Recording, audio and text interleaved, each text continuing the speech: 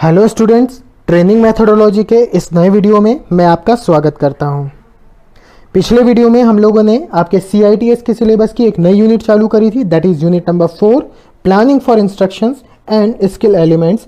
और उसके first part में हम लोगों ने स्किल एलिमेंट्स क्या होते हैं इसके बारे में देखा था। ये देखा था कि एक्वायरिंग स्किल कैसे होती है और स्किल ट्रांसफरिंग या स्किल लर्निंग और नॉर्मल लर्निंग कैसे होती है। तो आज इस यूनिट का रिमेनिंग पार्ट हम लोग कवर करेंगे इस वीडियो में। तो चलिए आज का वीडियो शुरू करते हैं। आज जो इस वीडियो में हम लोग सबसे पहले टॉपिक कवर करने वाले हैं वो है 4 स्टेप टीचिंग मेथड, जिसे हर्बर्ट नाम के एक शिक्षाविद हैं, उन्होंने इस शिक्षण विधि का निर्माण किया था और यह सबसे ज़्यादा प्रभावी शिक्षण की विधि मानी जाती है, चाहे वो कौशल शिक्षण के लिए हो या वो आपकी थ्योरेटिकल शिक्षण या नॉर्मल लर्निंग के लिए आप बोलें, और स्किल लर्निंग जो दो हम लोगों ने पढ़ा था, ये दोनों के लिए ही सबसे ज़्यादा प्रभावी विधि मानी जाती है। 4 चरण शिक्षण विधि। तो आइए देखते हैं कौन कौन से चरण होते हैं इस शिक्षण विधि में। इस शिक्षण विधि में सबसे पहला चरण जो होता है वो कहलाता है प्रिपरेशन या तैयारी का चरण। दूसरा कहलाता है प्रेजेंटेशन या प्रस्तुति का चरण। तीसरा चरण जो होता है वो एप्लीकेशन या अनुप्रयोग कहलाता है। और चौथा चरण जो होता है या अंतिम चरण जिसे कहते हैं वह कहलाता है टेस्टिंग या परीक्षण, या जिसे मूल्यांकन भी आप बोल सकते हैं, ये वो चरण कहलाता है। खास बात यह है, इसे इसी क्रम में याद रखिएगा। 1 2 3 4 ये जिस क्रम में दिए हैं इनका ऑर्डर इधर उधर नहीं होना चाहिए, इसी क्रम में इस शिक्षण विधि को हमें याद करना है।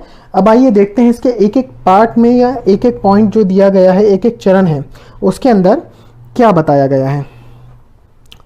तो जो 4 स्टेप टीचिंग है उसका जो पहला चरण है वो होता है प्रिपरेशन। इसमें 2 तरह की प्रिपरेशन सामने आती है। नंबर 1, टीचर या इंस्ट्रक्टर होगा, उसकी अपनी कुछ प्रिपरेशन होगी, तैयारी होगी, और उसके बाद फिर स्टूडेंट की कुछ तैयारी होगी।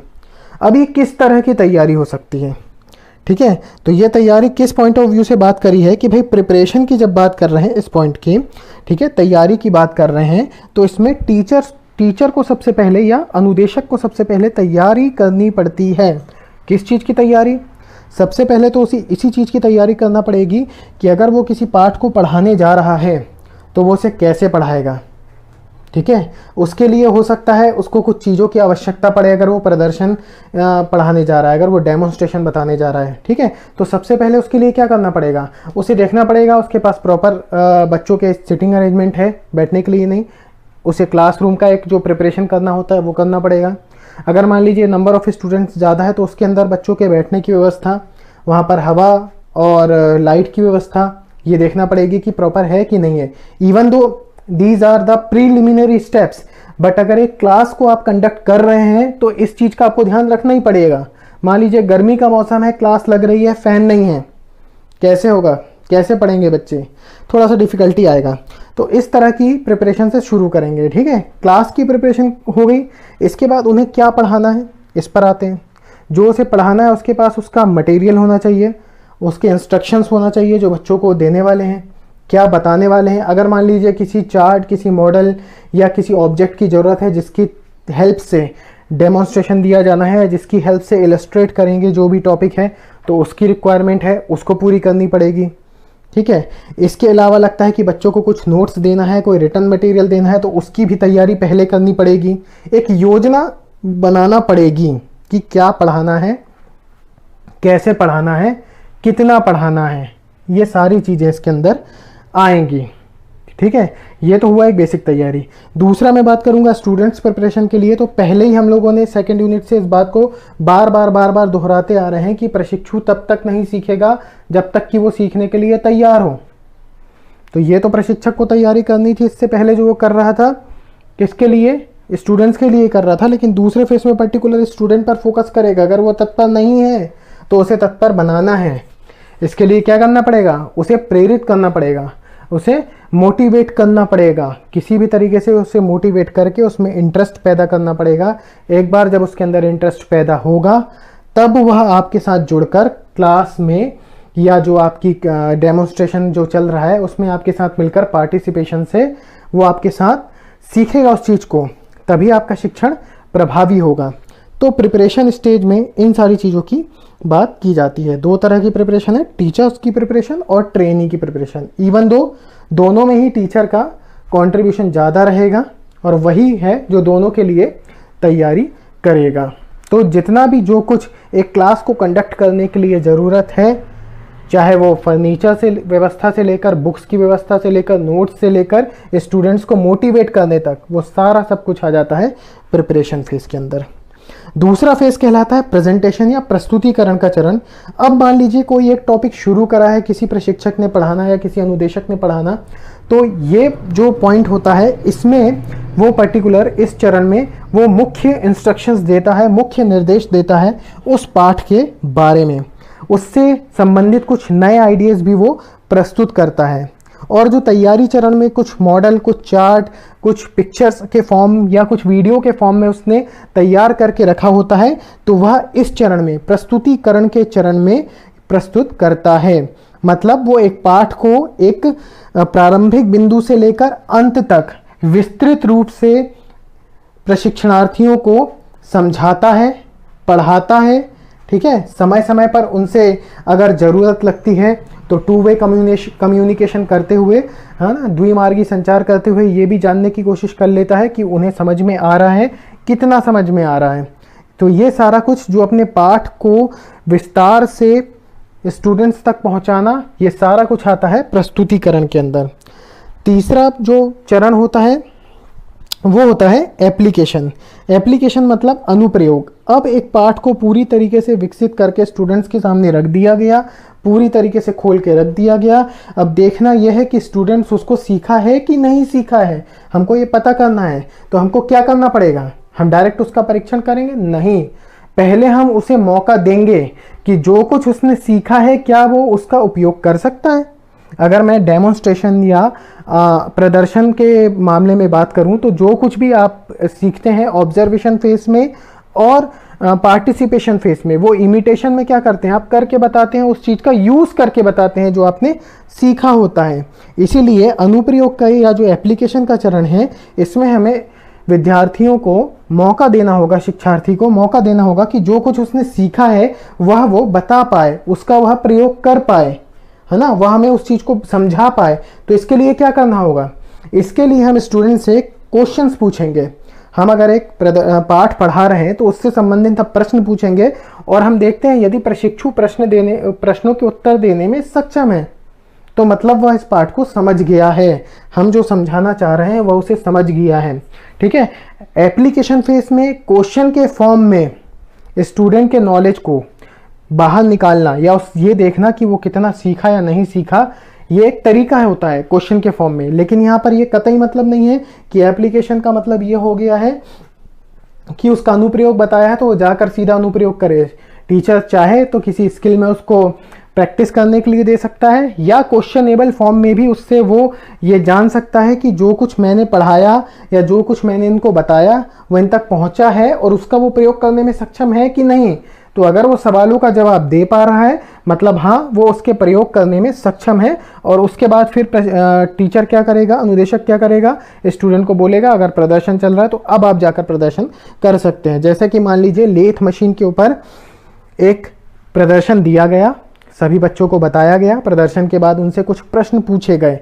वो प्रश्न ये निश्चित कर देंगे, ये निर्धारित कर देंगे कि इस मशीन के हर हिस्से से, इस मशीन की हर प्रक्रिया से या जो भी प्रक्रिया समझाई गई है उससे जो विद्यार्थी हैं, जो हमारे शिक्षार्थी हैं, वो पूरी तरीके से परिचित हो चुके हैं। अगर वो एक कॉन्फिडेंस के साथ उन प्रश्नों का उत्तर देंगे तो हम यह समझ जाएंगे कि अब यह प्रदर्शन करने के लिए तैयार है, मतलब यह अब अनुप्रयोग का मतलब समझ गए हैं और अब इस प्रदर्शन को ये परफॉर्म कर सकते हैं। तो क्वेश्चन करके आंसर निकलवाना और क्वेश्चनिंग फॉर्म में सारा कुछ पूछना एप्लीकेशन की एक टेक्निक है, एक तरीका है एप्लीकेशन का, ठीक है। इसके बाद क्या करेंगे, जब हम क्वेश्चन कर लेंगे, कई स्टूडेंट से करेंगे, और इसके बाद क्या करेंगे, इसके बाद हम पूरा जो हमने पाठ पढ़ाया है, पूरा या जो प्रदर्शन समझाया है, उसको हम एक बार पूरे उसको क्या करेंगे, उसका निचोड़ बताएंगे, उसका सार बताएंगे, उसकी समरी बता देंगे, जिससे यदि फिर भी किसी विद्यार्थी के मन में कोई शंका है या कोई दिक्कत है तो हो सकता है वो क्लियर हो जाए। तो ये था आपका तीसरा स्टेज, एप्लीकेशन, या तीसरी स्टेप एप्लीकेशन, और चौथी स्टेप होती है टेस्टिंग। टेस्टिंग का मतलब हो गया परीक्षण। अब हमने जो प्रशिक्षु को सिखाया उसके ज्ञान का हमको क्या करना है, मूल्यांकन करना है। हमको अब जांचना है कि वो सीखा है कि नहीं सीखा है। अब इस स्टेज में हम क्या करेंगे, हम अपने लर्निंग की इफेक्टिवनेस को मेजर करेंगे कि हमने जो पढ़ाया, हमने जो बताया, स्टूडेंट सीखा है कि नहीं सीखा है ना, कितना सीखा है। अब इसको ब्रॉड वे में हम ले जाकर ये सारा कुछ एक टेस्ट के फॉर्म में, एक एग्ज़ाम के फॉर्म में, ओरल एग्ज़ाम हो सकता है, रिटन एग्ज़ाम हो सकता है, मल्टीपल ऑब्जेक्टिव, किसी भी फॉर्म में हम उसको कुछ क्वेश्चंस देंगे। हम रिटन फॉर्म में दे सकते हैं, ओरल फॉर्म में तुरंत पूछ सकते हैं, और हम ये देखेंगे कि वो उन प्रश्नों का उत्तर दे पा रहा है कि नहीं दे पा रहा है। अगर ये तीनों स्टेप सही है तो डेफिनेटली वो टेस्टिंग स्टेज में क्वेश्चंस के आंसर देना शुरू करेगा, या अगर कोई डाउट है तो उसे वो बोलेगा कि इसके बाद भी क्लियर कर दीजिए। तो ये जो पूरे चारों स्टेप हैं, ये मिलकर एक पाठ को, एक प्रदर्शन को पूर्ण रूप से शिक्षार्थी के सामने रख देते हैं। इसीलिए अपने आप में यह विधि बहुत ज़्यादा प्रभावी है। तो आई होप कि ये 4 स्टेप टीचिंग मेथड आपको समझ में आई होगी। चलिए आगे देखते हैं कि क्या है इस टॉपिक में। और आगे होता है क्वेश्चनिंग और क्वेश्चनिंग टेक्निक। अब बार बार यहाँ पर आ रहा था कि हमें अनुप्रयोग अवस्था में क्वेश्चन पूछना है, हमें टेस्टिंग फेस में भी हो सकता है क्वेश्चन देना पड़े या पूछना पड़े। तो ठीक है, क्वेश्चन हम पूछेंगे। तो सबसे पहले देखते हैं कि क्वेश्चंस के प्रकार क्या होते हैं, और उसके बाद जानेंगे कि सही तरीके से कक्षा में प्रश्न किस प्रकार से पूछा जाता है। ठीक है, तो क्वेश्चंस का जिस हिसाब से क्लासिफिकेशन करा है, यहाँ पर 4 प्रकार दिखाए गए हैं। सबसे पहला होता है इंट्रोडक्टरी, या जिसे कहा जाता है परिचयात्मक प्रश्न। ये क्या होगा, जब आपको 4 स्टेप मेथड पढ़ा रहा था तो उसमें जो पहला पार्ट था प्रिपरेशन में हो सकता है कि टीचर ने सारी कुछ प्रिपरेशन कर ली, अनुदेशक ने क्लास का पूरा सेटअप कर लिया है, जो भी उसको विजुअल एड्स की रिक्वायरमेंट है वो सब वो उन्होंने तैयार कर लिए हैं। जो भी उनको पाठ्य सामग्री लगना थी, जो भी चार्ट मॉडल लगना था, उन्होंने सब तैयार कर लिया। अपने पाठ को कैसे पढ़ाना है वो तैयार कर लिया। ठीक है, यहाँ तक आ गए। अब जब उन्होंने क्लास शुरू करी, पढ़ाना शुरू करा, तो हो सकता है कि वो पिछले पाठ से रिलेटेड कुछ प्रश्न पूछें, या ये भी हो सकता है कि इस टॉपिक को शुरू करने से पहले, ठीक है, प्रशिक्षुओं को जोड़ने के लिए कुछ प्रश्न पूछें, कुछ उनके मन में जिज्ञासा पैदा करें, जिससे क्या हो, एक प्रेरणा जग सके, उसमें एक उत्सुकता जग सके, उसमें एक उत्साह जग सके, संचार हो सके उत्साह का। इसलिए हो सकता है कि वो कुछ प्रश्न इस समय पूछें। तो इस समय जो प्रश्न पूछे जाते हैं वो कहलाते हैं इंट्रोडक्टरी या परिचयात्मक प्रश्न। आई होप कि ये आपको समझ में आए होंगे। दूसरे होते हैं developing type question. Developing question क्या होते हैं कि जब आपका मेन टॉपिक आप पढ़ा रहे हैं, जैसे मान लीजिए आपको क्लास लेना थी आर्क वेल्डिंग के ऊपर।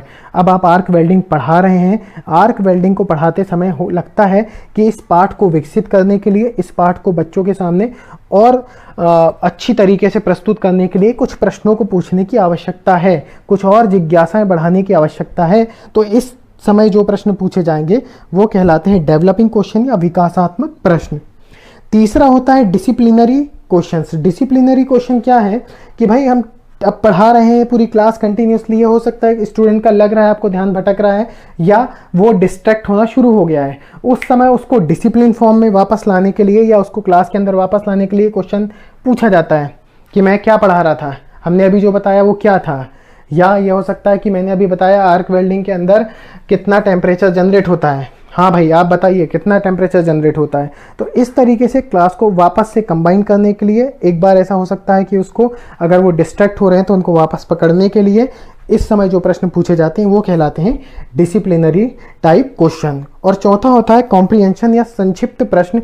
ये आपकी पाठ की समाप्ति के बाद पूछे जा सकते हैं। आपने एक पाठ पढ़ा दिया, एक लेसन पढ़ा दिया जो आपका आज का लेसन था, और उसके बाद आपको लगता है कि कुछ क्वेश्चन मुझे पूछना है, तो उस समय जो क्वेश्चन पूछे जाते हैं वो कहलाता है कॉम्प्रिहेंशन या संक्षिप्त क्वेश्चन। तो ये क्वेश्चंस के मुख्य प्रकार थे। इसके अलावा एक और प्रश्न होता है प्रतिक्रियात्मक प्रकार का प्रश्न। ये क्या होता है, जब आपका एक पूरा होल लेसन या पूरी यूनिट खत्म हो जाती है, उसके बाद आप कुछ प्रश्न पूछते हैं, वो रिटर्न फॉर्म में भी पूछ सकते हैं। तो वो सारे प्रश्न आते हैं प्रतिक्रियात्मक प्रकार के प्रश्न।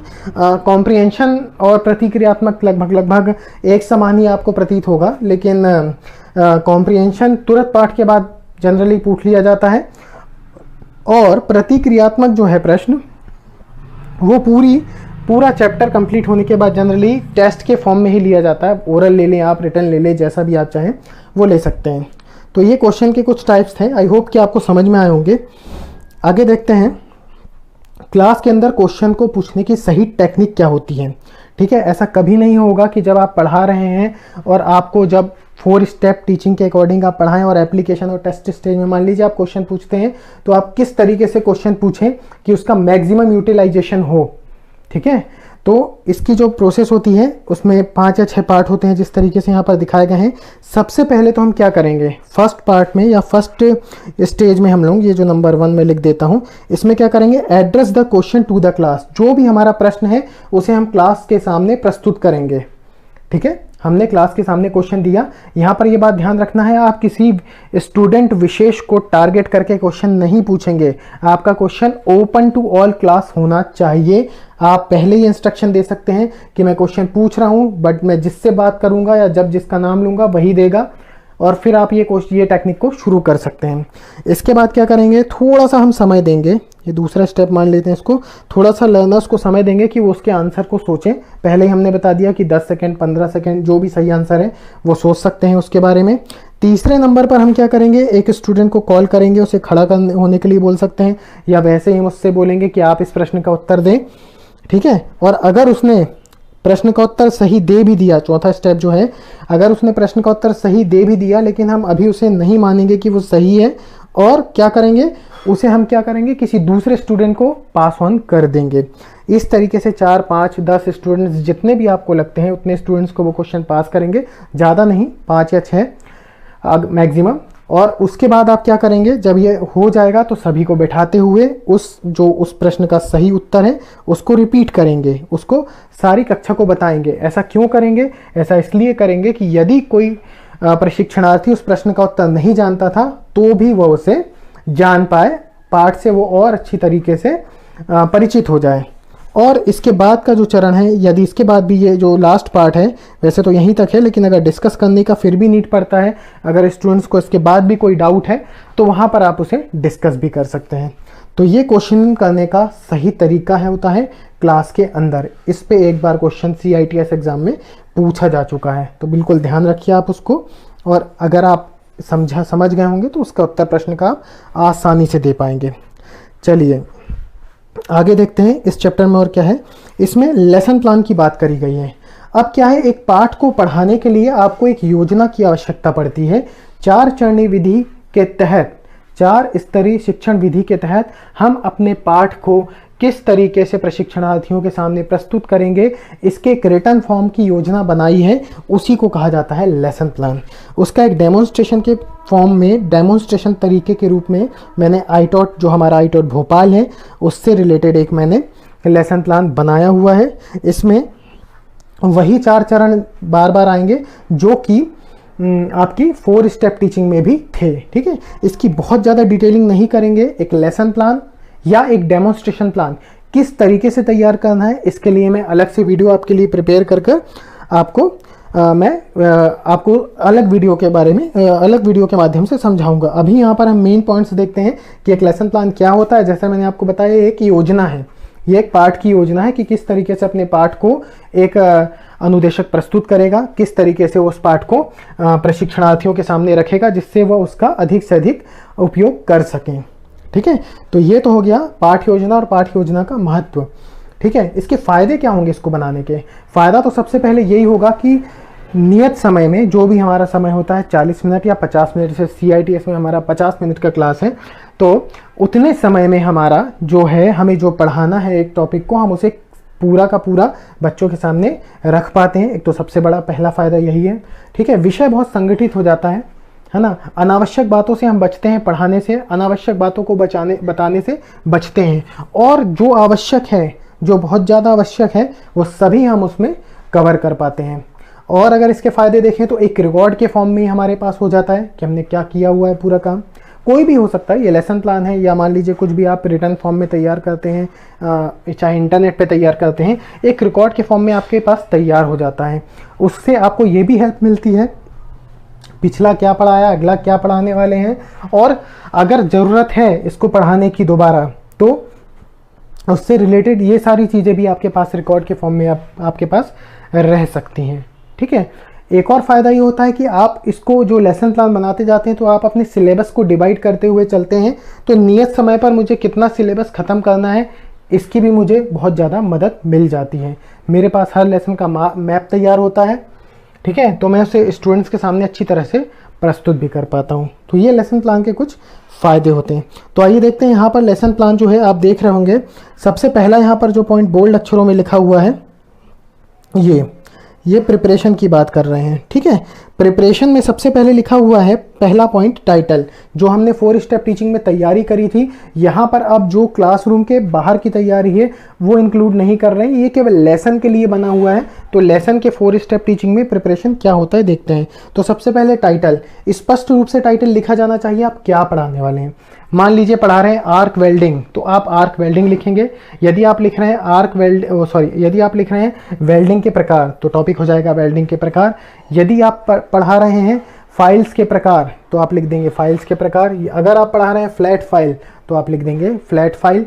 हालांकि फ्लैट फाइल अपने आप में टॉपिक नहीं होगा, एक स्पेशल फाइल्स हो सकता है। तो इस तरीके से जो भी आपका टॉपिक है, जो भी टाइटल है वो यहाँ पर लिखेंगे।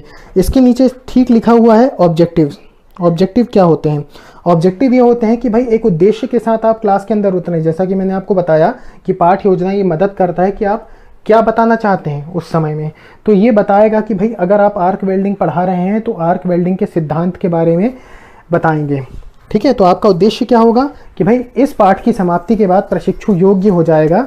किस चीज़ के लिए योग्य हो जाएगा? अपने आप से पूछेंगे किस चीज़ के लिए योग्य हो जाएगा? आर्क वेल्डिंग के सिद्धांत को समझाने में बिल्कुल हो जाएगा। आर्क वेल्डिंग प्रक्रिया को समझाने में बिल्कुल हो जाएगा। आर्क वेल्डिंग में प्रयुक्त होने वाले उपकरणों को समझाने में बिल्कुल हो जाएगा। तो इस तरीके से इसमें ऑब्जेक्टिव्स हम 1, 2, 3 जो भी होंगे वो लिखेंगे। इसके बाद नंबर 3 पॉइंट पर आ रहा है एड्स। एड्स मतलब होता है कि सहायक सामग्री क्या लग रही है। टीचिंग एड्स जो हम आगे पढ़ेंगे आने वाले चैप्टर में, तो जो भी सहायक सामग्री की आवश्यकता है वो उसमें आ जाएगी। मान लीजिए आप किसी वीडियो की हेल्प से पढ़ाना चाह रहे हैं तो आपके पास एक प्रोजेक्टर और एक लैपटॉप होना चाहिए। मान लीजिए अगर आप यहाँ पर आप वाइट बोर्ड पर पढ़ा रहे हैं तो मार्कर, वाइट बोर्ड, आपका लेसन प्लान खुद में एक आपकी रिक्वायरमेंट होता है। मान लीजिए आप फाइल्स पढ़ाने वाले हैं और आप कई तरह की फाइल्स बच्चों को दिखाना चाहते हैं वहाँ, साथ ही साथ पढ़ाते हुए हम फाइल्स का जब वर्गीकरण करते हैं तो यहाँ पर हम हो सकता है हमें फाइल्स की नीड पड़े तो वो भी हमारा टीचिंग एड बन जाएगा। इसके बाद चौथा पॉइंट है इंट्रोडक्शन। ये भी प्रेजेंटेशन प्रिपरेशन के अंदर चल रहा है। प्रिपरेशन के अंदर अब बात करेंगे इंट्रोडक्शन। इंट्रोडक्शन का मतलब होता है कि अब हमें उस पाठ का परिचय देना है, उस पाठ का परिचय देना है। ठीक है, ऐसा क्यों देना है? ऐसा इसीलिए करना है कि यदि हम सीधे मुख्य टॉपिक पर आ जाएंगे, स्टूडेंट्स को अपने साथ कनेक्ट नहीं करेंगे तो हो सकता है उनमें जो तत्परता उत्पन्न होना चाहिए वो नहीं होगी। इसीलिए इस जगह पर उन्हें थोड़ा सा प्रेरित करने की आवश्यकता है। इस समय पर उन्हें थोड़ा झंझोरने की ज़रूरत है, अपने आप से जोड़ना है, उन्हें क्लास में लाना है और उनमें इच्छा पैदा करनी है। इसलिए यहाँ पर इंट्रोडक्शन देना ज़रूरी है। अब इंट्रोडक्शन में क्या कर सकते हैं? इंट्रोडक्शन में हम यहाँ पर रिव्यू कर सकते हैं। रिव्यू मतलब हम पिछला जो हमने पढ़ाया हुआ है हम उस पार्ट से इस पार्ट को कनेक्ट कर सकते हैं, या हम बच्चों को मोटिवेट करेंगे। ठीक है, मोटिवेट करने के लिए हम क्या कर सकते हैं? किसी स्टोरी का सहारा ले सकते हैं। जो भी हम पढ़ाने वाले हैं उसकी हिस्ट्री के बारे में बता सकते हैं, उसके अनुप्रयोग के बारे में बता सकते हैं, किसी केस स्टडी के बारे में बता सकते हैं। ठीक है, तो इस तरीके से इन विधियों का किसी ना किसी उसको शौक दे सकते हैं। रिव्यू में एक और चीज़ है कि हम उसे शौक दे सकते हैं। शौक देने का मतलब यहाँ पर उसे कोई फिजिकल शौक नहीं देना, बल्कि उसके विचारों में एक शौक जनरेट करना है जिससे कि वो अटेंटिव होकर क्लास पर फोकस करने लगे। तो ये सारा कुछ आएगा रिव्यू और मोटिवेशन के अंदर।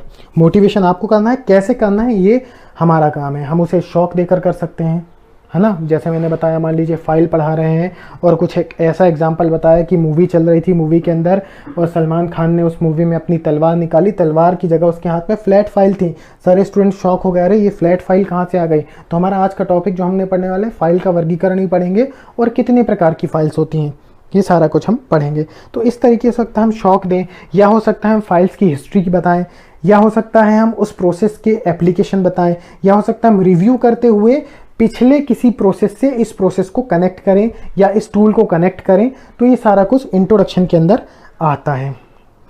अगला टॉपिक होता है प्रेजेंटेशन, या जो हमारा इसमें देख रहे हैं आप इसमें लेसन प्लान के अंदर, उसके अंदर होता है प्रेजेंटेशन। प्रेजेंटेशन को 3 भागों में डिवाइड किया गया है, टॉपिक, इन्फॉर्मेशन पॉइंट और स्पॉट हिंट। टॉपिक के अंदर क्या आएगा, टॉपिक के अंदर जो हमारा मेन टॉपिक के अंदर सब टॉपिक है। मान लीजिए मेरा टॉपिक था आर्क वेल्डिंग, मैंने लिख दिया ऊपर। सबसे पहले मैं क्या बताना चाहता हूँ, आर्क वेल्डिंग का सिद्धांत। मैंने बताया आर्क वेल्डिंग का सिद्धांत, या मान लीजिए आर्क वेल्डिंग की परिभाषा। तो सबसे पहले मैं यहाँ पर टॉपिक में लिखूंगा परिभाषा, और इन्फॉर्मेशन के पॉइंट्स के अंदर शॉर्ट में मैंने अपनी परिभाषा लिख ली, जिसको मैं इलेबोरेट कर स्टूडेंट्स को बता सकता हूँ, क्योंकि ये मेरा प्लान है, लेसन प्लान मेरा प्लान है, ठीक है। स्पॉट हिंट्स में मुझे लगता है कुछ ऐसा डायग्राम हो सकता है छोटा सा, कोई कोड हो सकता है, कोई सिंबल हो सकता है, वो मुझे उस टाइम बताना चाहिए। कोई ऐसी इन्फॉर्मेशन है, मान लीजिए मुझे बताना है कि 3300 डिग्री सेंटीग्रेड टेम्परेचर यहाँ पर क्रिएट होता है, मुझे लगता है कि स्पॉट हिंट है, बच्चों को बताना चाहिए, मैंने यहाँ पर लिख लिया। तो ये स्पॉट हिंट ऐसी चीज़ है जो बहुत महत्वपूर्ण है, पाठ पर फोकस करती है, और आपको क्या करती है, इसको पाठ को विकास करने में मदद करती है। तो ये इसके अंदर इस तरीके से हम अपने पाठ को पूरा डेवलप करते हैं। तीसरा फेस आ जाता है एप्लीकेशन। एप्लीकेशन में अगेन फिर वही हम बात करते हैं कि एप्लीकेशन कैसे करना है, जो हमने पढ़ाया वो बच्चे को सीखना और उसका प्रयोग करना आना चाहिए। अब उसको प्रयोग करना आया कि नहीं आया, मैं कुछ क्वेश्चन करके पता कर लेता हूँ। तो यहाँ पर मैं कुछ क्वेश्चंस पूछता हूँ स्टूडेंट से, और यहाँ पर मैं वो क्वेश्चन लिख लेता हूँ कि मुझे कौन से क्वेश्चन पूछना है, ठीक है। इसके बाद क्या करते हैं हम, जब हमको लगता है कि 3 4 5 जितने क्वेश्चन हमें पूछना था पूछ लिए, इसके बाद हम पूरे पाठ की एक बार फिर से समरी कर देते हैं, उसका सार बताते हैं, उसका निचोड़ बताते हैं, जो कि समरी के अंदर लिख दिया जाता है। इसके बाद अगला पार्ट आता है टेस्ट। टेस्ट के अंदर अगर हम पार्ट में ही अगर हम क्लास में ही टेस्ट लेना चाह रहे हैं तो उसमें कुछ क्वेश्चंस पूछ सकते हैं, है ना। अब जब हम ये जो क्वेश्चन करेंगे, एक यहाँ पर डिफरेंस आ जाएगा। एप्लीकेशन स्टेज में जब क्वेश्चन किए जाते हैं, वहाँ पर यदि अगर स्टूडेंट नहीं बता पा रहा है, नहीं समझा पा रहा है, तो हम उसकी हेल्प कर देते हैं। लेकिन यहाँ पर जो टेस्ट हो रहा है वो मूल्यांकन वाला टेस्ट है। अगर आप वहीं क्लास में वो टेस्ट ले रहे हैं, मान लीजिए एक ओरल टेस्ट ले रहे हैं, तो वहाँ पर अब आप उसकी मदद नहीं करेंगे। अगर वो सही बताता है तो बहुत अच्छी बात है, वेरी गुड, और अगर नहीं बताता है तो आप उसे पनिशमेंट भी दे सकते हैं, ठीक है। और लास्ट में यहाँ पर हम लिखते हैं नेक्स्ट लेसन, कि हमारा अगला पाठ हम क्या पढ़ाने वाले हैं। तो इस तरीके से लेसन प्लान मैंने आपको बहुत शॉर्ट में समझाया है, काफ़ी डिटेल में है, काफ़ी ज़्यादा फ़ायदे हैं इसके, काफ़ी महत्व हैं।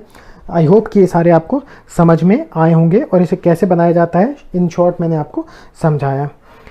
जल्दी से एक और टॉपिक बचा हुआ है आपके इस लेसन में, उसको ख़त्म करते हैं, जो है डेमोन्स्ट्रेशन प्लान। लेसन प्लान की तरह ही ये भी एक फॉर्मेट है, एक प्लान है। जिस तरीके से लेसन प्लान क्या होता है, आपके पाठ को डेवलप करने के लिए, स्टूडेंट्स को अच्छी तरह से समझाने के लिए एक आपकी योजना है, एक मैप है आपका, ये टीचर्स के लिए या इंस्ट्रक्टर के लिए। उसी तरह से डेमोन्स्ट्रेशन प्लान भी एक टूल है इंस्ट्रक्टर का, जिसकी हेल्प से वो एक मान लीजिए एक स्किल को किस तरीके से परफॉर्म स्टूडेंट से करवाना है, किस तरीके से उसे बताना है, ये सारा कुछ इसके अंदर लिखा जाता है। कुछ उसी तरीके का फॉर्मेट है, बस थोड़े से बदलाव के साथ। सबसे पहले वही पॉइंट आता है, मान लीजिए बेसिक इन्फॉर्मेशन, माफ़ कीजिएगा मैं बताना भूल गया था उस समय भी। ये बेसिक इन्फॉर्मेशन जो भी स्टूडेंट रहेगा, जो भी टीचर तैयार कर रहा है, या जो भी स्टूडेंट्स हम बनवाना चाहेंगे अगर, तो ये सारा कुछ आ जाएगा। सबसे पहला यहाँ पर आता है प्रिपरेशन, वही पॉइंट जो लेसन प्लान में भी था। इस प्रिपरेशन में पहला पॉइंट आएगा स्किल। अब यहाँ पर मान लीजिए कि मैं बता रहा हूँ with the help of file मुझे एक MS फ्लैट को कट करना है, तो मेरा जो भी ऑब्जेक्टिव होगा, to cut a MS flat 10 mm thick MS flat with the help of hand file, तो ये मेरा हो जाएगा ऑब्जेक्टिव, ठीक है। सॉरी, स्किल हो गई मेरी कटिंग।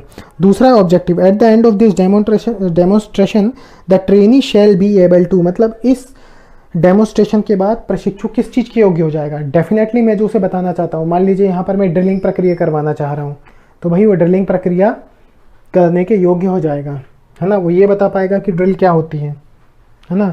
वो विभिन्न प्रकार की ड्रिल बता पाएगा, वो ड्रिल मशीन कैसे ऑपरेट करते हैं इसके बारे में भी बता पाएगा। तो ये सारे ऑब्जेक्टिव्स कुछ इसके अंदर आएंगे। टूल्स एंड इक्विपमेंट्स, फिर वही बात, किन किन टूल्स की रिक्वायरमेंट आ रही है उसकी बात करेंगे। मटेरियल रिक्वायर्ड, मैंने अभी बात करी, मान लीजिए जैसे MS फ्लैट पर ड्रिलिंग की बात कर रहे हैं, तो MS फ्लैट क्या साइज, क्या डायमेंशन है, वो सारा कुछ।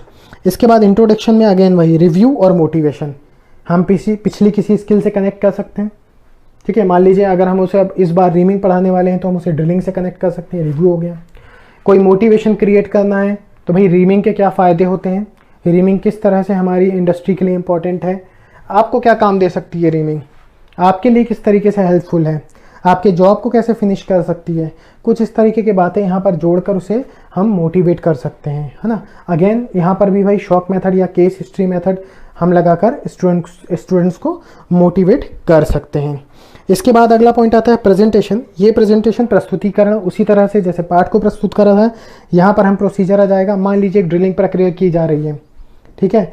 सबसे पहले क्या करेंगे, प्रक्रिया जैसे भी लिखना है उसको हम क्रम से एक एक पॉइंट वाइज लिखेंगे। मान लीजिए सबसे पहले कटिंग करेंगे, जो हमारा जॉब है एग्जैक्ट मान लीजिए वो नहीं है, तो सबसे पहले हम जॉब की कटिंग करेंगे। हमने लिखा इन्फॉर्मेशन पॉइंट में कटिंग डालकर कि एमएस फ्लैट को दिए हुए साइज में काटना with the help of file और विद द हेल्प ऑफ माफ़ कीजिएगा हेक्सा और with the help of any power hexa जो भी है, ठीक है, या हैंड हेक्सा से, जैसा भी आप चाहें। स्पॉट हिंट में हो सकता है यहाँ पर कुछ हिंट आ जाए। दूसरे नंबर पर हम लोगों ने लिख दिया ड्रिलिंग प्रक्रिया के लिए किस ड्रिल की रिक्वायरमेंट होगी, उसको ड्रिल को चक में कैसे फंसाना है, ये सारा कुछ तैयारी करना, हमने वो लिख लिया। जॉब की सेटिंग करना, ये पॉइंट आ गया यहाँ पर। फिर ड्रिलिंग प्रक्रिया करना, यहाँ पर पूरा प्रोसेस आता जाएगा शॉर्ट में कि किस तरीके से वो प्रक्रिया हो रही है। स्पॉट हिंट्स में लगता है कि हमको कुछ पर्टिकुलर चीज़ों का ध्यान रखना है, तो हम वो उन्हें साथ ही साथ यहाँ पर स्पॉट हिंट्स में लिखते जाएंगे, या किसी फिगर की नीड है तो हम उसे रखेंगे यहाँ पर, ठीक है। इस तरीके से यहाँ प्रेजेंटेशन में हम पूरी प्रक्रिया को शॉर्ट में लिख देंगे, जिसको हम स्टूडेंट्स को इलेबोरेट कर कर समझाएंगे या प्रदर्शन कैसे करना है वो बताएंगे।